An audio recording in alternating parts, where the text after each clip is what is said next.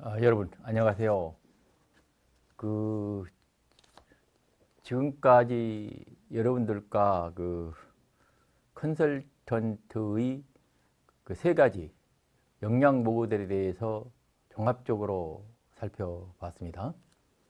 우리 컨설턴트가 컨설턴트로서의 제대로 된 역할을 다 해내기 위해서는 이 세 가지 핵심적인 역량을 갖추는 게 대단히 중요합니다. 첫째는 비즈니스 역량, 둘째는 기술적 역량, 세 번째는 가치 및 행동 역량. 이 세 가지가 조화롭게 작동이 돼야 컨설턴트다운 컨설턴트로서 고객이 진짜 신뢰하는 그런 컨설턴트로서 역량을 발휘할 수 있게 되겠습니다. 그런데 문제는 컨설팅 현장에 들어가면 내가 이런 역량을 갖고 있다고 할지라도 구체적인 고객의 문제에 봉착하게 되면 여러분들께서 그 역량이 설단에 갖춰 있을지라도 현장에 가면 그 문제를 해결하는데 당하거나 또는 잘 해결하는데 사람에 따라서 큰 차이가 있단 말이죠. 역시 현장에서 문제를 잘 해결하려면 우리 컨설턴트들은 이런 기본적인 역량 플러스 문제 뭐가 중요하겠어요? 현장에서 문제와 이 역량을 결합시키는 이런 역량이 중요하죠. 그게 이제 다른 말로 표현하면 스킬이라고 얘기를 합니다. 스킬. 그렇죠? 우리가 특정의 문제에 부딪혀서 내가 가지고 있는 지식 역량, 기술적 역량, 행동 역량을 문제와 연결시켜서 해결하도록 직접 연결시키려고 그러면 핵심적으로 가져야 될 게 스킬이 필요하죠. 스킬. 이걸 바로 우리 NCS 모델에서는 항상 첫 번째는 지식, 두 번째는 스킬, 세 번째는 태도라고 얘기를 하고 있는데 이 스킬이 대단히 중요합니다. 우리 컨설턴트 경우는 특히 그렇죠. 내가 아무리 대단한 역량을 가지고 있어도 고객의 문제를 잘 해결해서 고객이 만족스러운 결과물을 실행하도록 만들어주지 않으면 컨설턴트로 제대로 된 역량을 발휘할 수 없기 때문에 그렇습니다. 그래서 컨설턴트 역량으로서 이제부터 본격적으로 여러분들과 살펴볼 게 컨설턴트의 스킬에 대해서 좀 살펴보는데 컨설턴트 스킬 중에서 여러 가지 스킬이 있습니다만은 크게 분류를 해보면 문제를 해결하는 스킬. 그렇죠? 컨설턴트가 문제를 해결하는 전문가라고 그랬죠. 문제를 잘 해결하는 스킬이 첫 번째 스킬이 되겠고요. 두 번째로는 컨설턴트는 문제를 해결할 과정에서 해결하면서 끊임없이 고객과 뭘 해야 됩니까? 의사소통을 해야 되죠. 그게 이제 커뮤니케이션이 되겠습니다. 이 커뮤니케이션 스킬도 대단히 중요합니다. 그래서 이 두 가지에 대해서 여러분들과 집중적으로 공부를 해보도록 하겠습니다. 자, 이번 시간에는요, 이번 주에는 컨설턴트의 문제 해결 스킬 중에서 중요한 게 두 가지가 있습니다. 첫 번째, 컨설턴트가 이러한 역량을 가지고 구체적인 문제를 해결하려고 그러면 그 다양한 역량을 종합적으로 문제와 연결시켜서 논리적인 사고를 해야 됩니다. 그걸 다시 영어로 표현하면 로지컬 싱킹이라고 그래요. 논리적 사고를 해서 다양한 내가 가지고 있는 역량을 고객의 문제 상황에 맞도록 연결시켜가는 사고력이 중요한데 이 논리적 사고에 대해서 여러분들과 첫 시간에 공부를 하도록 하겠고요. 두 번째 시간에는요. 이런 논리적 사고를 하는 것도 중요하지만 또 하나는 문제 해결로 가려면 고객의 문제가 무엇인지 어떻게 문제를 인식하고 어떻게 문제를 정확히 분석하고 어떻게 문제를 해결할 것인지 이러한 구체적인 프로세스별로 문제 해결을 위한 스킬이 중요하죠. 그래서 두 번째는 문제 해결의 일종의 방법론으로서 문제 해결 스킬에 대해서 살펴보도록 하겠습니다. 그래서 이 부분은 여러분들이 앞으로 기존 가지고 있는 컨설턴트의 역량을 여러분들이 열심히 갈고 닦고 나서 구체적으로 컨설팅 현장에서 고객의 문제와 연결해서 고객의 문제를 해결하는 스킬을 갖기 위해서는 대단히 중요한 역량이 되기 때문에 이 부분에 대해서 여러분들이 열심히 공부해서 익혀두길 바랍니다. 그래서 첫 번째 시간에는요, 문제 해결을 위한 논리적 사고라고 그랬죠. 논리적 사고라는 걸 어떻게 하는지 그 구조, 실행 방법을 여러분들이 잘 아셔야 됩니다. 항상 내가 노지컬하게 생각을 하려면 그 노지컬하게 생각한다는 것이 어떠한 구조로 되어 있는 것인지 그 구조를 따라서 쭉 여러분들이 따라가서 움직이게 되면 뭡니까? 여러분들은 구체적으로 논리적 사고를 실행하는 거기 때문에 논리적 사고 구조와 실행 방법을 여러분들 이해하시면 되겠고요. 두 번째 시간에는요, 문제 해결 스킬이라고 그랬죠. 그 스킬은 구체적으로 어떤 프로세스를 거쳐서 어떤 도구를 활용해서 문제 해결 스킬이 진행이 된 것인지 이걸 여러분들이 잘 아시면 어떤 문제에 부딪히더라도 이런 문제 해결 스킬을 활용해 가지고 문제 해결 프로세스와 절차를 잘 거쳐 나갈 수 있기 때문에 이 부분에 대해서 공부를 하도록 하겠습니다. 첫 번째, 이 중요한 시간이 되겠습니다. 논리적 사고를 어떻게 할 것이냐. 이 논리적 사고라는 것은 어떤 구조와 프로세스를 거쳐서 수행할 수 있을 것인가 하는 것에 대해서 여러분들과 살펴보도록 하겠습니다. 논리적 사고를 할 때는 이 핵심적인 5가지 프로세스가 있는데 이 프로세스를 여러분들이 잘 거치고 그 프로세스에서 요구하는 기본적인 핵심적인 뭡니까? 실행 매뉴얼을 잘 여러분들이 적용을 해야 논리적 사고를 할 수 있기 때문에 이 부분에 대해서 여러분들과 구체적으로 살펴보도록 하겠습니다. 자, 논리적 사고를 위해서 가장 첫 번째 단계가요. 우리가 어떤 문제에 부딪히더라도 첫째는 그 문제가 무엇인지 하는 것을 뭡니까? 개념으로 구체화하는 것입니다. 그렇죠?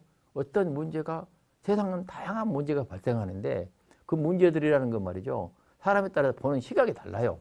그 시각이 다른 여러 가지 문제를 진짜 내가 문제를 해결하려면 그 문제가 무엇인지 정확히 컨셉 개념을 정하고 개념에 따라서 그 개념이 정해져야 그 문제를 구체적으로 분석하고 해결하는 단계를 거치기 때문에 이 개념화가 중요한 단계가 되겠죠. 그래서 우리가 문제 해결을 잘하는 컨설팅 전문가가 되기 위해서는요, 개념을 잘 정립하는 것인데 이 개념화를 잘하는 그런 중요한 여러분들 핵심적인 능력으로 차별화를 잘하는 거예요.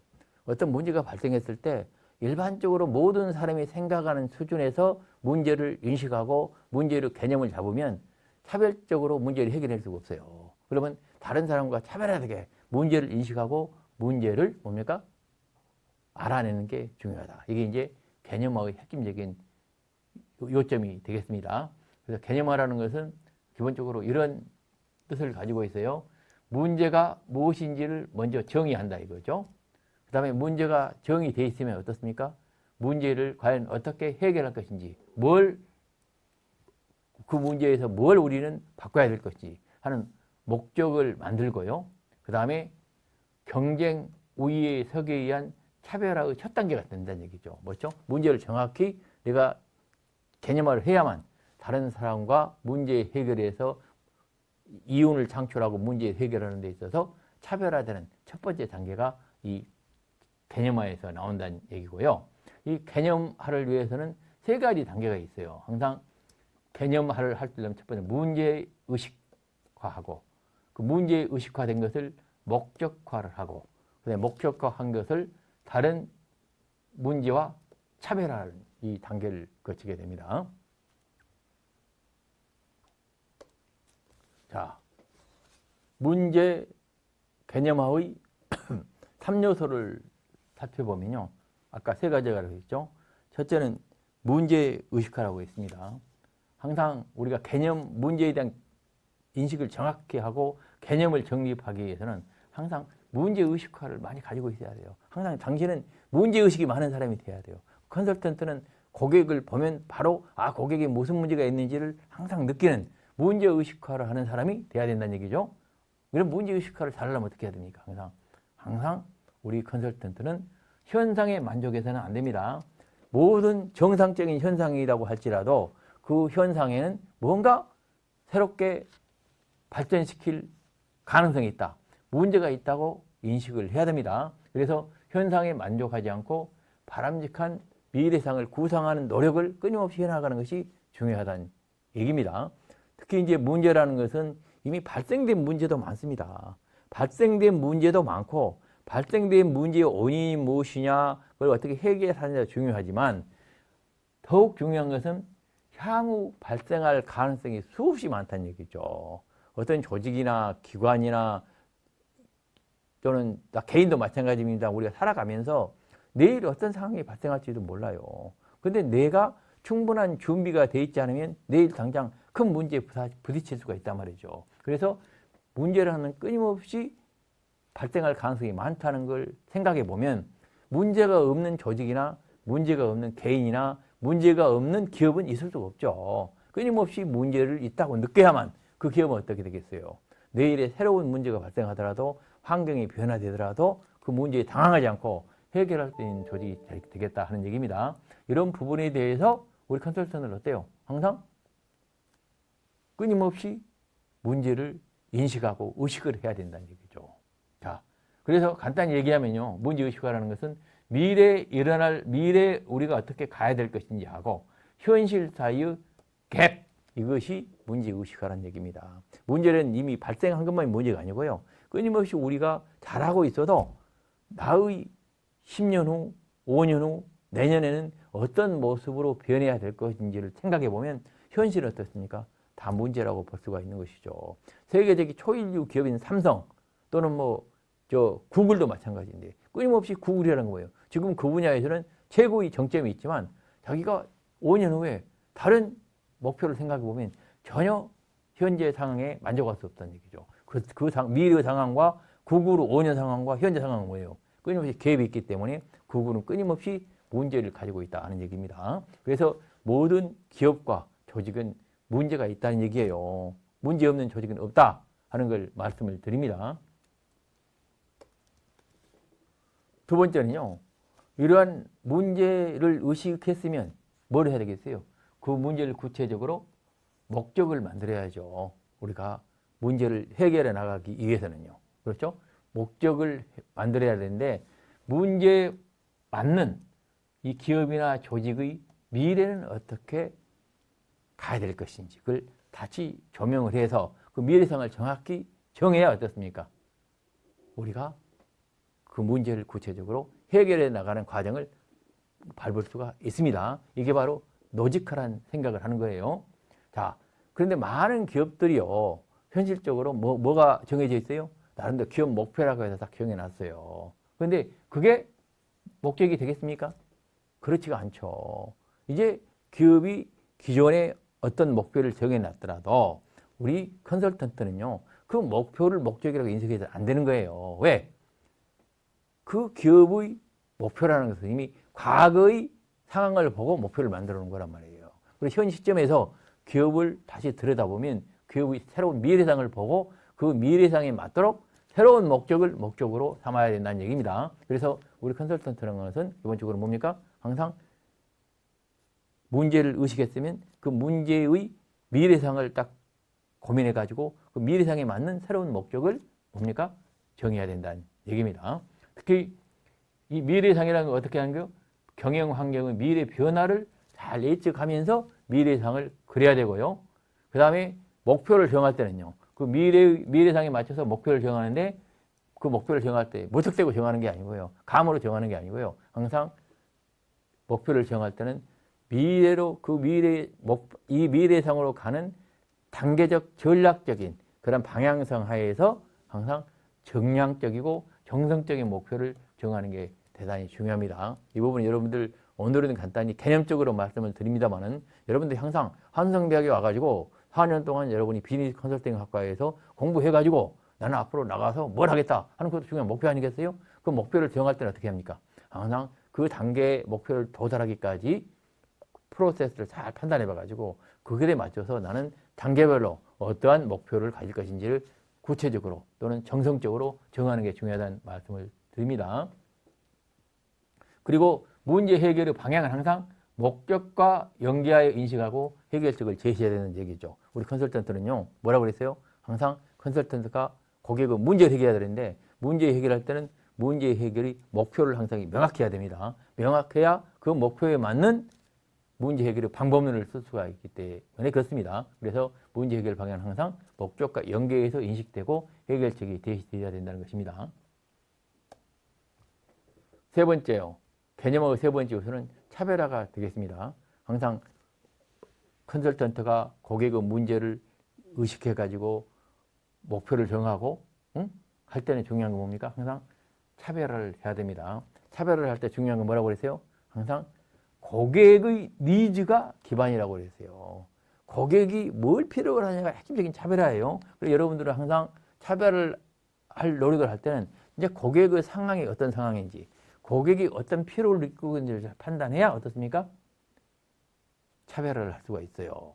그래서 항상 차별화를 할 때는 내가 하고 있는 업의 개념을 새롭게 정의한다는 차원에서 차별화를 해야 됩니다. 이런 차별화를 잘해야 그 기업은 오늘도 성공할 수 있고 미래에도 유망한 기업으로 바뀔 수 있다는 얘기입니다. 여러분 잘 아시다시피 현재 오늘날의 삼성이 되기까지 그 전 삼성 회장 이병철 회장은 항상 직원들에게 요구한 게 있었어요. 그게 뭐냐면은 항상 자기 하는 일을 들여다보면서 내 하는 일이 진짜 현재 우리 하고 있는 이 업이 정확히 해야 될 업인지, 그렇지 않으면 바뀌어야 될 업인지, 새로운 세상 변화에는 어떤 업종, 어떤 업을 새롭게 우리가 도모해야 될 것인지를 끊임없이 물으라고 요구를 했답니다. 그래서 오늘날의 삼성이라는 세계적 글로벌 대기업이 탄생하게 됐습니다. 여러분, 그래서 우리 컨설턴트는 항상 고객의 문제에 들어가서 고객의 문제를 인식하고 개념을 할 때는 항상 차별화를 해야 되는데, 차별화할 때 중요한 게 뭡니까? 고객의 업이 진짜 현재 업이 맞는 것인지 새로운 업으로 가야 될 것을 다시 한번 들여다보는 노력을 해야 된다는 말씀을 드립니다. 두 번째는요, 이 논리적 사고 두 번째로서는 개념화를 한 구체적인 문제를 이제 구조화를 시켜야겠죠. 문제를 해결해 나가려면요, 그 문제 자체가 구조적으로 정리가 돼야 돼요. 그걸 구조화라는 건 다시 말씀드리면 문제를 논리적으로 정리한다는 것이죠. 다시 말하면 구조화라는 것은요, 개념화된 문제를 항상 현실 여건이 중요하죠. 문제를 해결해 나가려면 이 기업이 조그만 중소기업인지 대기업인지 중견기업인지에 따라서 현실 여건에 따라서 뭡니까? 그 문제의 기본적 인식하고 문제를 해결하는 내용들이 달라지기 때문에 현실 여건을 고려해서 전략적으로 실천하기 위해서 우선순위로 쭉 만들어내가는 과정이다 말이죠. 그래서 이런 구조화의 단계로는 세 가지로 구성이 되어 있습니다. 첫 번째는 문제를 계층화를 시키는 거고요. 그 다음에 문제를 상호 간의 서로 상관관계로 정리를 하는 거고, 그 상관관계로 정리된 문제를 새로운 사고를 통해서 문제의 핵심적인 내용을 인식하는 것이 세 가지 단계가 되겠습니다. 자, 구조화의 세 요소로서는요, 첫 번째는 계층화입니다. 뭡니까? 우리가 문제를, 컨셉트를 정하고 목표를 정하고 문제를 찾아내지 않습니까? 그러면 문제를 구성하는 요소들을 어떻게 해요? 하나씩 하나의 축 위에다가 문제들을 쭉 나열하고 순서를 매겨보는 겁니다. 그래가지고 순서 매겨서 우리 경영 자원을 가지고 그 문제에 접근할 수 있는 것들을 하나하나 챙겨보는 거예요. 이것이 바로 문제의 구조화라고 그렇습니다. 우리가 항상 로지컬하게 문제를 들여다볼 때는 문제를 정의하고 문제에 관련된 핵심적인 요소들을 쭉 찾아내가지고 찾아낸 문제 요소들이 어떻습니까? 하나의 축 위에 쭉 나열해서 어떤 것이 중요한 것인지 중요하지 않은 것인지 차근차근 정리해 놓는 이러한 뭡니까? 계층화 단계를 거친 게 첫 번째라는 말씀을 드리고요. 두 번째는요, 이런 계층화된 요소들을 어떻게 해요? 서로 상관관계를 맺도록 하는 거예요. 여러분 잘 아시죠? 항상 이런 가로 세로 축이나 사분면에 해가지고 한쪽은 예를 들면 기업의 시장 성장률, 한쪽은 수익률 이렇게 구분해가지고 그 사이에서 내 문제와 관련된 어느 위치에 서 있느냐 하는 것을 정해보는 거예요. 이게 상관하라고 그랬습니다. 그래서 항상 우리는 축에다가 어느 위치에 있느냐 하는 것에 따라서 어떻습니까? 이 문제의 기본적인 뭡니까? 인식이 달라지는 거예요. 그래서 항상 사분면을 규정에 제시하고 이 상하, 좌우, 1차원, 이제 3차원, 4차원 등 뭐 여러 가지 방법으로 여러분 알다시피 우리 문제를 상관시켜서 보는 거예요. 이것이 계층화 다음 단계로 중요한 단계입니다. 그래서 이러한 문제를 인식할 때 상관관계를 잘 알아봐 보면서 위치를 정할 때 있어서 중요한 것은 너무 차원이 많아지면 이 3차원을 넘어서면 어떻게 해요? 문제가 너무 복잡해지고 이해하기 어려워져요. 우리 인간의 두뇌로는 문제를 인식하는 데 상당히 혼란을 겪기 때문에 항상 1, 2, 3차원을 넘지 않은 것이 좋다 얘기고요. 가능한 한 추구 개수나 요인들은 줄이고 우선순위를 명확히 해서 우리가 꼭 문제를 직관적으로 알아낼 수 있는 그런 방식으로 구조화를 하는 게 중요하다는 말씀입니다. 세 번째는요. 이러한 구조화된 문제를 생각을 해서 사고화를 하는 거예요. 초기에 이렇게 문제가 제기가 돼가지고 일정 위치에 있으면 이 문제를 보고 전체적으로 이 문제는 지금 기업의 시장 성장률이나 수익률 이 높은 부분 어느 부분에 있는지 알아내면 어떻게 되겠어요? 내가 우리 기업은 현재 수익률은 높은데 시장 성장률은 낮기 때문에 어떤 방식으로 대응해야 된다 하는 걸 여러분들이 알 수가 있게 된단 말이에요. 그래서 이런 사고화를 하기 위해서 뭐가 필요하겠습니까? 이러한 계층화, 그 다음에 상관화를 시킨 후에 사고를 해낼 수 있는 겁니다. 그래서 세 번째로는 상관관계를 보고 이 문제가 어떤 문제인지를 정확히 판단해내는 이게 사고화 단계라고 말할 수가 있습니다. 세 번째는요. 이러한 구조화 단계가 끝나면 세 번째 뭘 해야 되면 측정을 해야 돼요. 우리는 그냥 그 내용을 보고 말로만 해서는 안 된단 말이죠. 우리 사람들은 숫자로 제시해야 구체적으로 문제를 개선할 수 있기 때문에 측정을 해야 됩니다. 측정을 한다는 것은 무슨 얘기예요? 객관적으로 누구나 동일하게 인식을 해야 된다는 얘기예요. 이거 측정을 해놓지 않으면 이건 중요한데 중요하지 않은데 사람마다 다르단 말이에요. 그걸 이건 5점짜리, 3점짜리, 1점짜리 하면 사람마다 똑같이 3.5점 점수는 비슷하게 똑같이 얘기하기 때문에 객관적으로 알아낼 수 있다는 얘기예요. 그래서 항상 이러한 그 세 번째 단계 측정을 하기 위해서는 이 문제점을 객관화시키고요. 약점도 또 명확히 하는 거예요. 그 다음에 핵심 역량을 구체화해서 포지셔닝 및 위치 관계를 명확히 하죠. 수치가 나와야 예를 들면 우리 이 부분에서 어느 위치에 취한 것인지는 뭐가 나와야 돼요? 여기 수치가 딱 정해지면 우리가 어느 위치에 있는지를 정확히 알 수가 있다는 얘기예요. 그래서 측정화 방식은 첫째 수치와 위치와 도표와 단계를 거친다는 얘기입니다. 여러분 항상 뭐예요? 측정하기에 첫 번째 단계 수치한다고 했죠?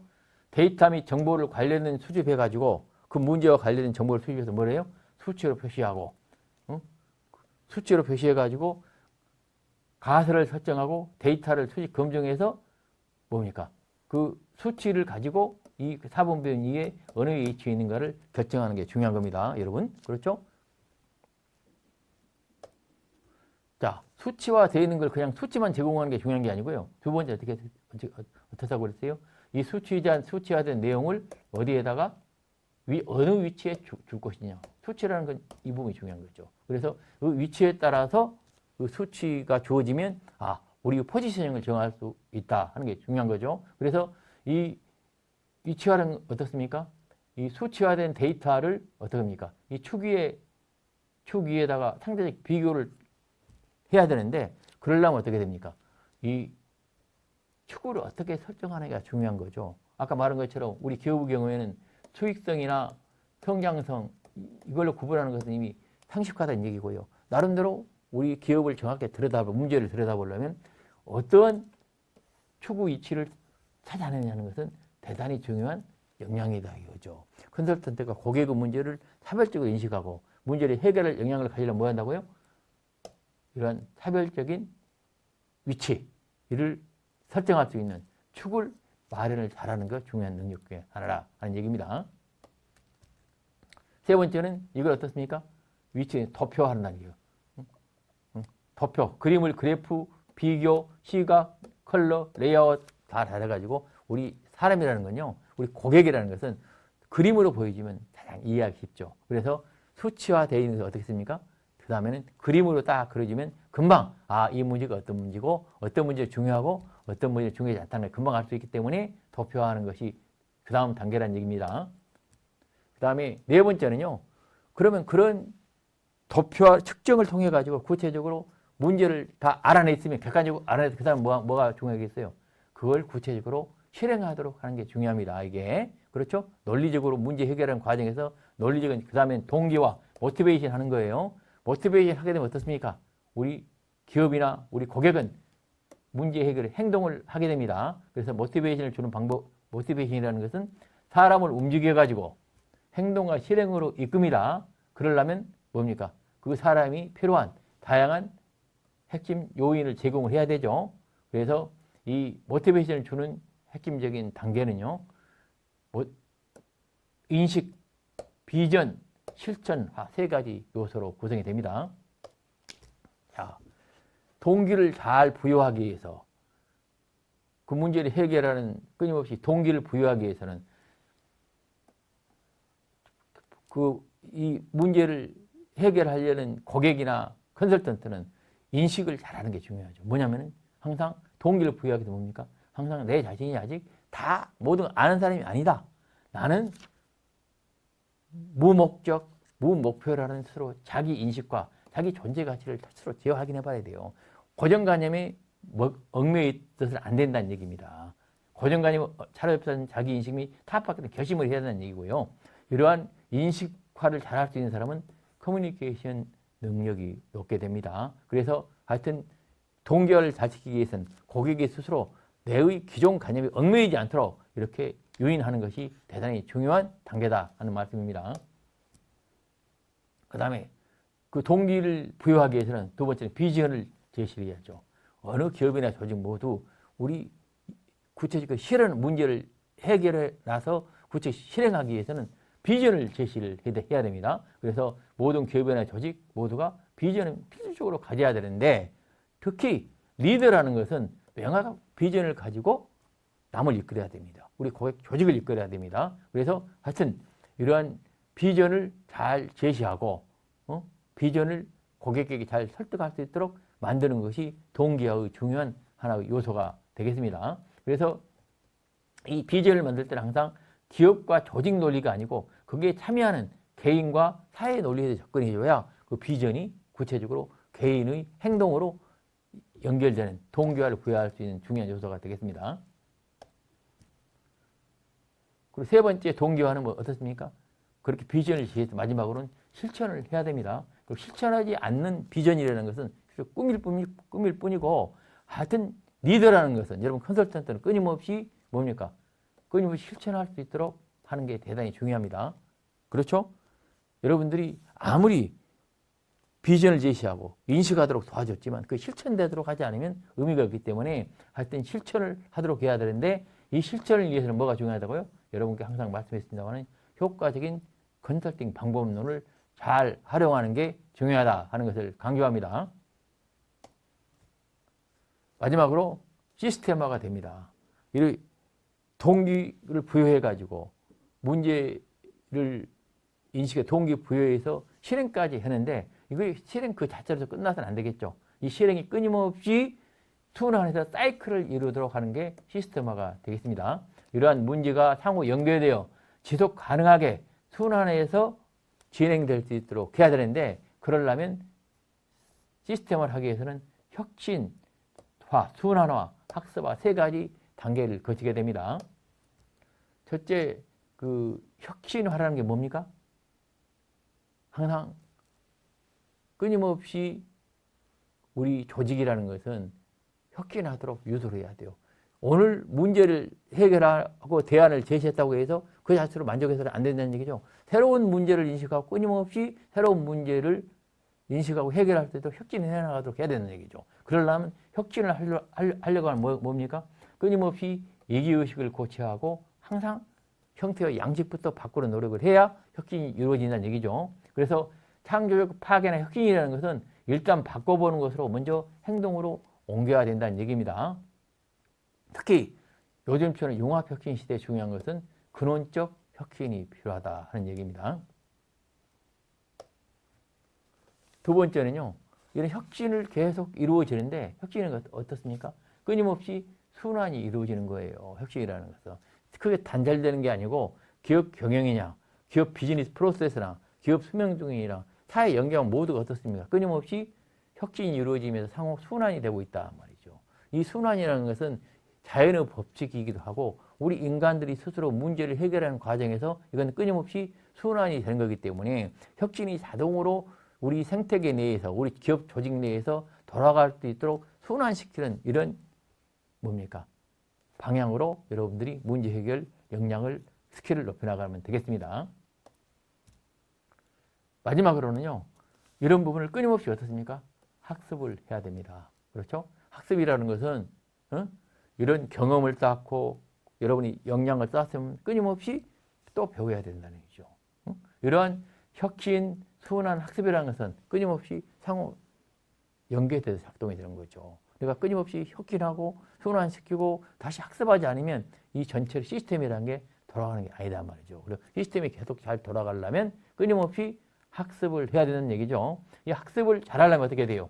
모든 기업 문화, 제도, 시스템이 다 학습을 존중하는 문화가 돼야 되고요. 학습이라는 것은 우리 사람만 하는 게 아니죠. 누구도 해야 돼요? 조직도 끊임없이 학습을 해야 됩니다. 그래서 학습이라는 건 어때요? 우리 미래를 만드는 기본이고 조직 능력을 극대화하는 핵심이라는 사실을 여러분이 잘 하시면 되겠습니다. 그러면 첫 시간에 우리 로지컬 싱킹에 대해서 여러분과 살펴봤습니다. 다음 시간에는 구체적으로 문제 해결 스킬에 대해서 살펴보도록 하겠습니다. 수고하셨습니다.